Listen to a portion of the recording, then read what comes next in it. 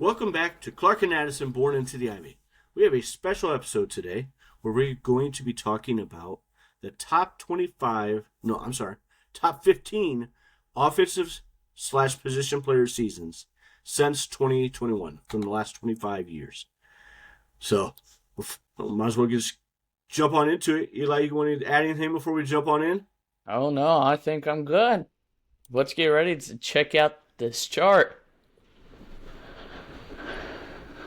So we're going to go from the bottom to the top. I'm still learning, so I would love to have figured out a way to make it pop up for each one as we do it, but I'm not that smart yet. So I wonder if next time we can honestly put it as the background and it, you know what I mean? that'd be pretty cool. So I'm still learning about that kind of thing to put on there, and I'm sure we could find ways to improve it. I actually even enlisted Eli's cousin Olivia to try and help me with this. So, and she got back with me about a couple of different things. So I'm trying to look into those.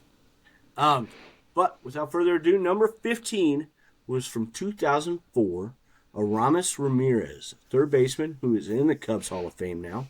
He had an OPS of 951 that year, a 140 WRC plus, a 3.7 WAR, in 145 games with 606 plate appearances, 174 hits, 36 home runs, 103 RBIs. This dude was an RBI machine. He scored 99 runs. He did not run, so he had 0 stolen bases. But he had a 318 average, and the team went 89 and 73 in that season. Now, the team success didn't ultimately matter when I was making this list, but I thought it was still cool to show how it correlated, and you're going to see some on here where there's like from multiple years or multiple players from the same year type thing. I think you know what I mean. Mm-hmm. Like 16, which kind of makes sense since they won the World Series that year. All right.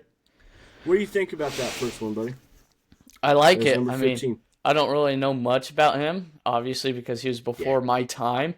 But looking at his stats, that it's very impressive. Again, like the RBI's 103. That's insane. Although Say almost had that this year. Yeah. Yep. Which was pretty cool. But again, with the what was batting average on there? You said. Yeah, his batting average is 318. Yeah, man, that's a solid season. Eli, I'm sending you this again real quick so that maybe you can see it a little, because it's a little hard to see on the screen for us because it's a little smaller. Number 14 on the list was from the 2015 season when the Cubs shocked everybody in that second half. Kris Bryant. He had an 857 OPS for his rookie year, 136 WRC plus, a 6.1 WAR.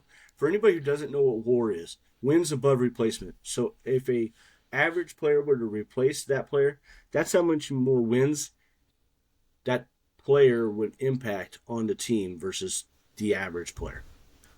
So Kris Bryant impacted the Cubs for 6 more wins over an average third baseman that year. That's freaking insane. He had 151 games played, 650 plate appearances, 154 hits, 26 home runs, 99 RBIs, 87 runs, 13 stolen bases, and hit 275. The club went 97 and 65 and got the wild card at 97 and 65. That's pretty crazy that they only got the wild card with that record. Uh-huh. That's a hell of a... That's his rookie year, man. Really good. KB was the man when he came. He was. And then he got hurt. Yeah. And he hasn't been the same since. We all know this. Which is very unfortunate. 2 to 3 years were absolutely incredible. In fact, I feel like all 3 of those first 3 years are on this list. I feel like if he didn't get injured as much, the Cubs would have kept him a lot longer. I don't know that they... Maybe. Because they probably would have been more willing to pay him. And really, because they brought him up after the first few weeks to give him an extra year of club control, and he was pissed about that. And I don't think that the team was ever viewed the same by him.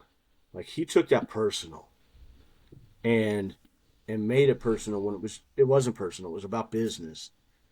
I get why he was pissy that they kept him in the minors for a couple of extra weeks, but I don't know.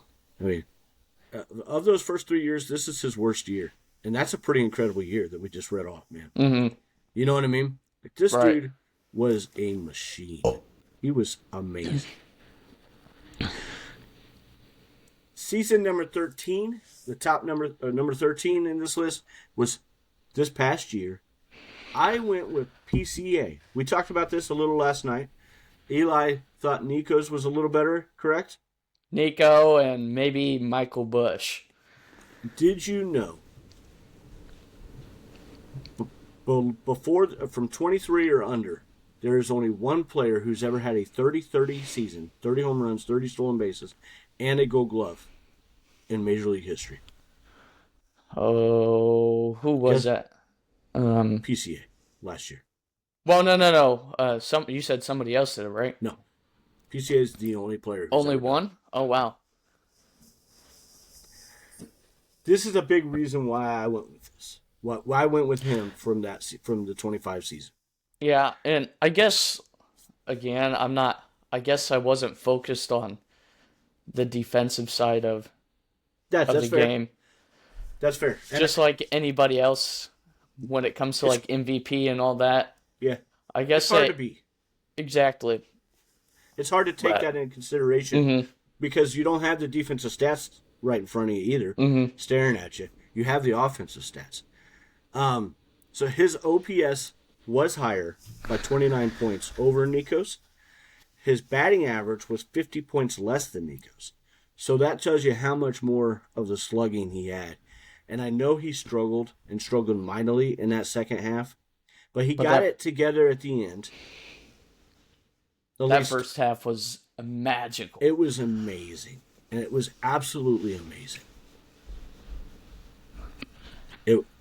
And I think that alone is part of why I put him on here, let alone his defense. So PCA had a 768 OPS, 109 WRC plus, which was a little disappointing, but had a 5.4 WAR.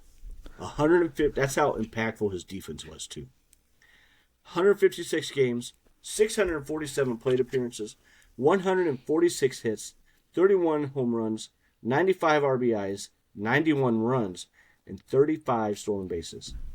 The game is telling when you see that he had a 247 average. The game has changed dramatically since early on in the 2000s. Have you even 10 years ago? Have you ever seen the guys on MLB on Fax? What do you mean? MLB on Fax instead of Fox.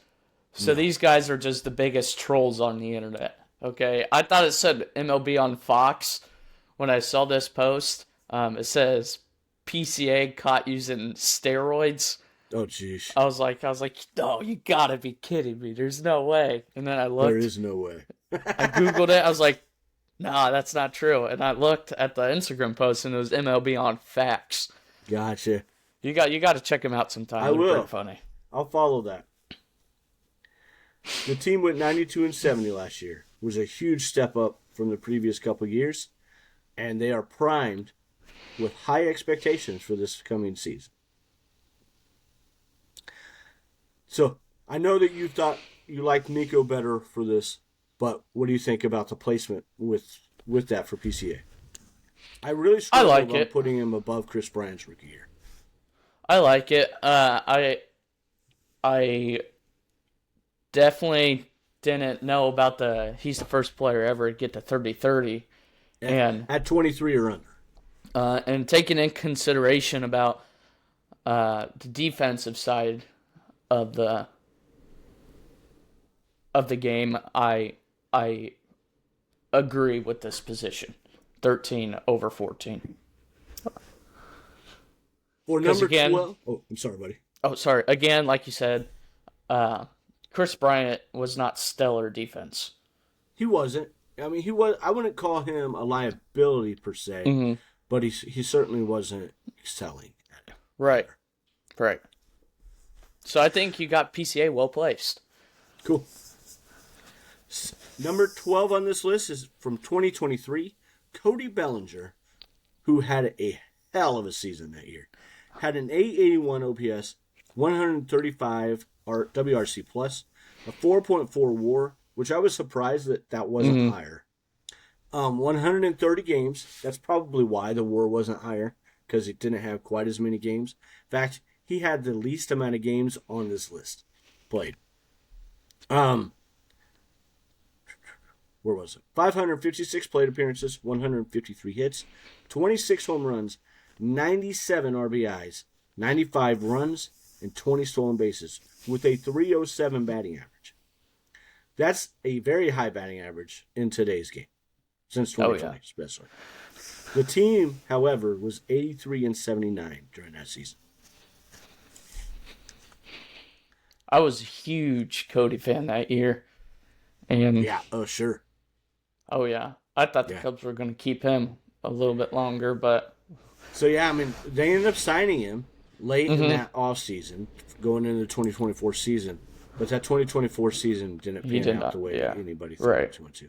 And really, I mean, it's hard for a left-handed bat to do the things that like Billy Williams did, Anthony Rizzo, what those guys did as a left-hander consistently. It's hard to do. I think PCA's got that moxie in him. He doesn't care. You know what I mean? Mm-hmm. But it is. It's difficult. And that's sometimes something that I forget when I'm talking about Ian Happ probably as well, to be honest. You know what I mean? Right. Number 11 on this list is the 2014 season from Anthony Rizzo. He had a 913 OPS. This was before a lot of the guys started coming in that impacted the 2016 season.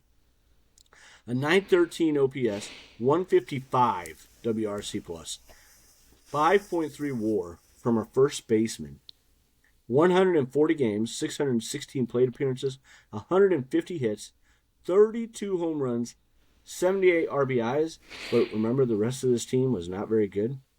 89 runs and 5 stolen bases for a 286 batting average. The team went 73-89 in this season. Those are some insane numbers for a guy on a team that wasn't real good. And it was his breakout year, like truly breakout. You know what I mean? Number 10 on this list is the 2000. This is what I'm most excited for. I loved Javi Baez. I loved Javi Baez. The 2018 season with Javi Baez with an 880 OPS, 131 WRC plus, 5.8 WAR, 160 games, 645 plate appearances, 176 hits, 34 home runs, 111 RBIs, 101 runs, and 21 stolen bases. He also hit 290, which was very high for Javi Baez. The team went 95-68 that year. I felt like this was the last great year that the team had.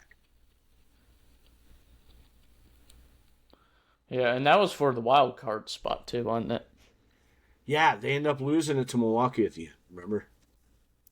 That was a long time ago. That's where you probably start remembering quite a bit. Yeah. In that era. Oh, yeah.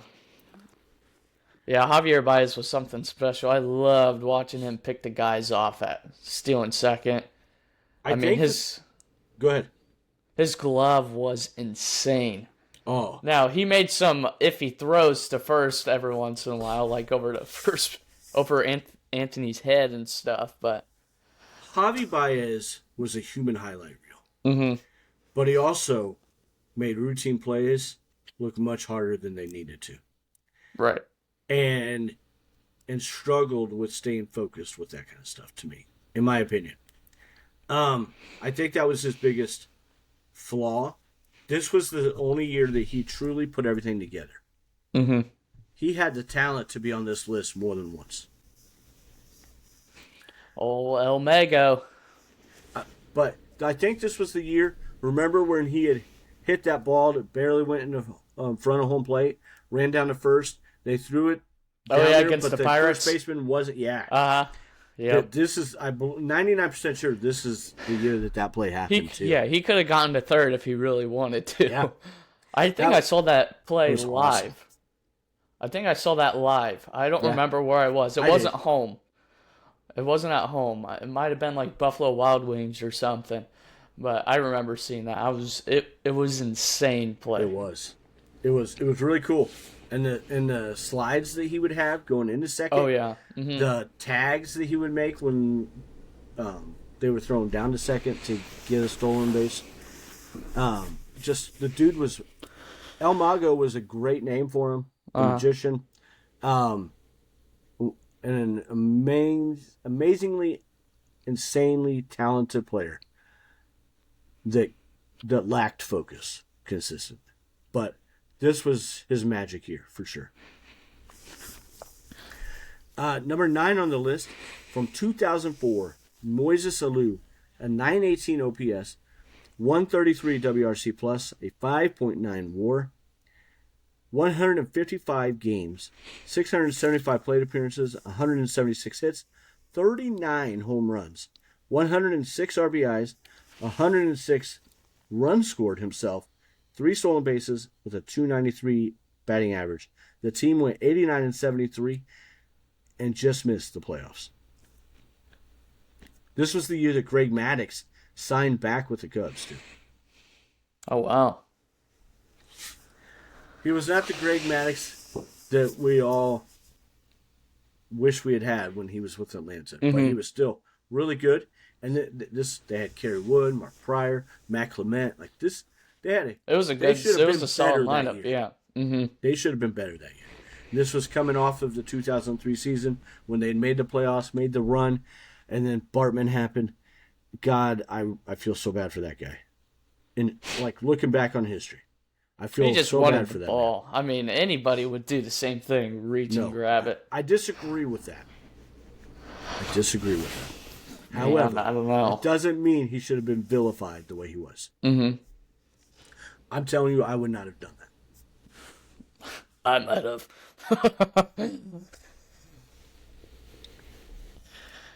Actually, no, I wouldn't have because I was just going to throw the ball back anyways. This is the way I look at it. If you have the money to get front row tickets in a playoff game like that in Chicago, you probably should have enough awareness of a situation to not reach over. Money doesn't match with IQ. You're not wrong. I'm just telling you how I'm looking at it. That is one thing I've learned in my 20 years of life. You are not wrong. Number 8 on the list, the 2017 season from Chris Bryant. A 946 OPS, 147 WRC plus, 7 WAR. 151 games, 665 plate appearances, 162 hits, 29 home runs, 73 runs driven in, 111 runs, 7 stolen bases, and a 295 batting average. The team went 92-70 during that year. A really great year. Mm-hmm. So 8 and up, I really struggled with placement at times. You know what I mean? Yeah. I felt like 8 and up were by far the 8 best seasons. And it really wasn't all that close. And you could see that with the numbers. You know what I mean? Yeah. We're almost getting close to steroids era. Oh, we're definitely, yeah. Well, I think, so these, in the teens, we're past the steroids era. Where they were doing testing and everything, and in the late 2000s. But Sammy's numbers were insane. Yeah. But they still happen, and they still are relevant. And I struggled some with that. Like, and we'll talk about that when I get to the top 4. And number 7 on the list was the 2016 season from Anthony Rizzo, when he and KB and John Lester and so many other great players led the Cubs to the drought-ending World Series championship. Anthony Rizzo in 16 had a 929 OPS, 145 WRC+, 4.8 WAR, 155 games, 676 plate appearances, 170 hits, 32 home runs, 109 RBIs, 94 runs, 3 stolen bases, and a 292 batting average. The team went 103-58. You can make an argument that I should have switched to 16 and 15 year. I mean, I went back and forth. The stolen bases and the WAR are probably what ultimately pushed me to put 15 at number 6. So I would have never thought A-Riz got 17 stolen bases. That's amazing for that guy. And that's why that's there. You know what I mean? Yeah. So I'm not even going to talk about number 6. You can see it plainly right there. Anthony Rizzo is the only player that is on here 3 times. He was something special. There are other players who are on here twice and had better ultimate seasons. But Rizzo is the only guy with 3 seasons on here. It's crazy to think, watching him play growing up, that he won't probably won't go to the Hall of Fame. No, he won't. As great as Rizzo was, it was really like it fell off quite a bit. Mm-hmm. And part of that was injuries for him. His back, too. But he'll be a Cubs Hall of Famer for sure. Uh-huh. But you're right, because especially during that 3 to 4 year stretch, if you want to include 18 even for him, I don't think there was many first basemen as good as he was. No, I don't think he got the credit during that time that he should have. Either. Especially on defense. Everybody just focused pretty much on his offensive stats, but defense, I mean, his IQ was high. You know, when he'd get a fly ball and there was a man at first, he'd let it drop and then throw it to second. And he charged the bunt unlike anybody else I've seen before or after. Uh-huh. Right. And then his sliding tags to first. Yeah. I mean, he was awesome. To catching a ball over the away team's dugout. He's my second favorite player ever. He surpassed Kerry Wood for me. Mm-hmm. Who's my third? Sandberg's my favorite. And will always be my favorite. Rhino. Very good. Oh, I love that shirt. Number 5 on this list. We're in the top 5 now. Derek Lee, the 2009 season. This dude had a 972 OPS, 150 WRC+, 5.2 WAR, in only 141 games. 615 plate appearances, 163 hits, 35 home runs, 111 RBIs, 91 runs, 1 stolen base, a 306 batting average. And the team went 83 and I think that's a typo. It was 83 and 79. No, it was 83 and 78. They didn't play one game because of a rainout.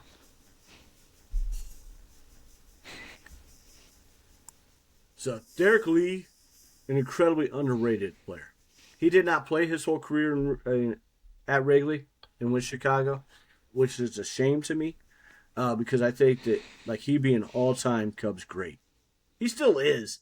It just would have been even more so. You know what I mean? Right. This dude was the man. And if he had been on the 2003 team instead of with the damn Marlins that year,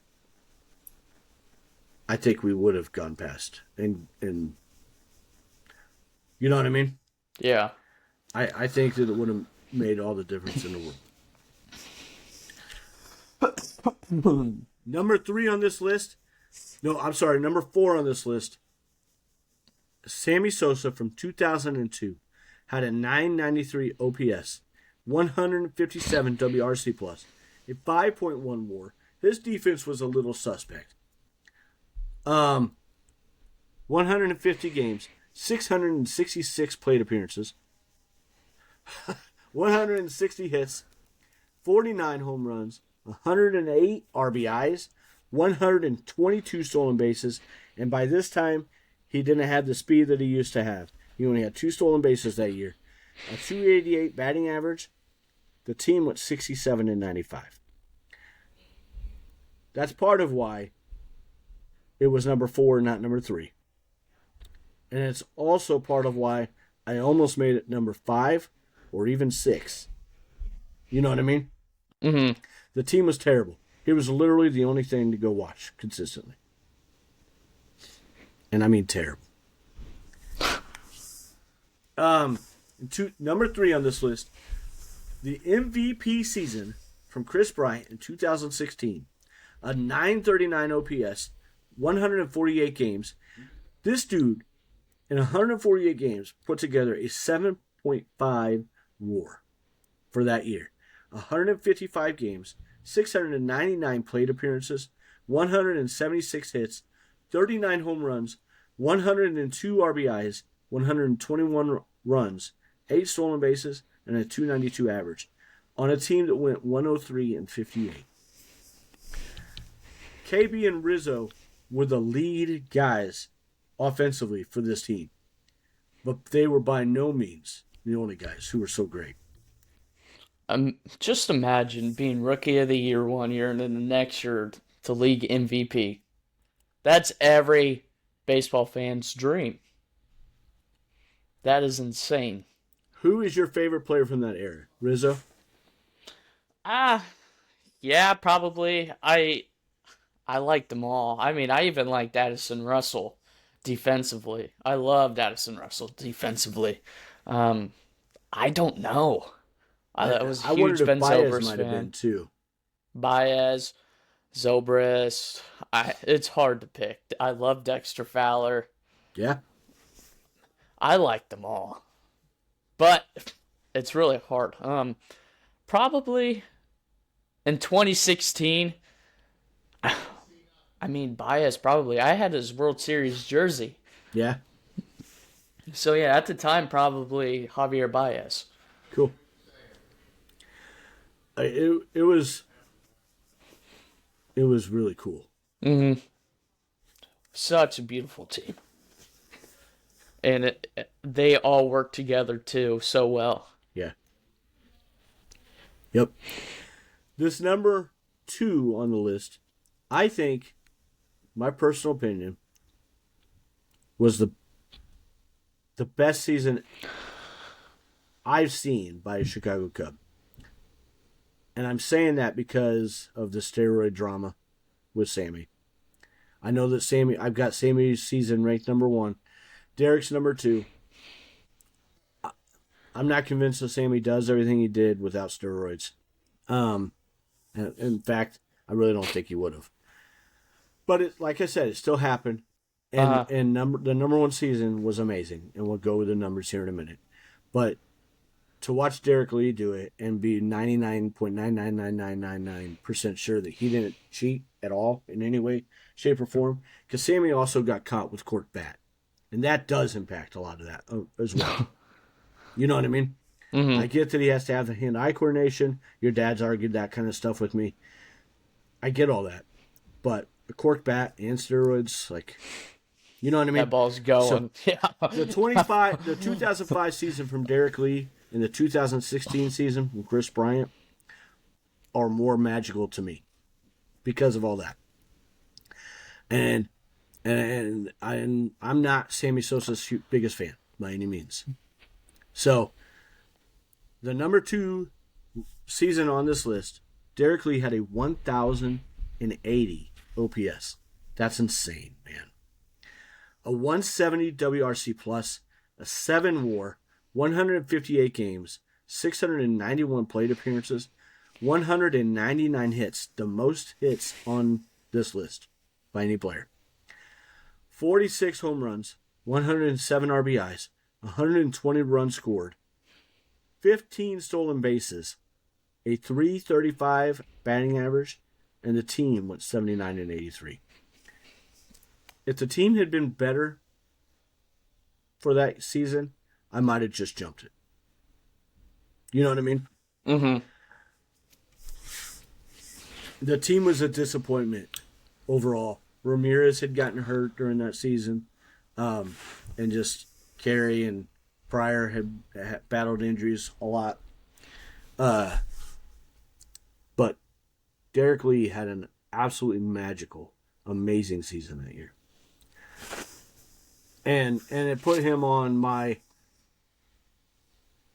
list of favorite Cubs. And I'm not sure, that's a list we can make at some point soon. Our favorite top 10 or top 15 Cubs ever. You know what I mean? Mm-hmm. That's actually a pretty cool idea.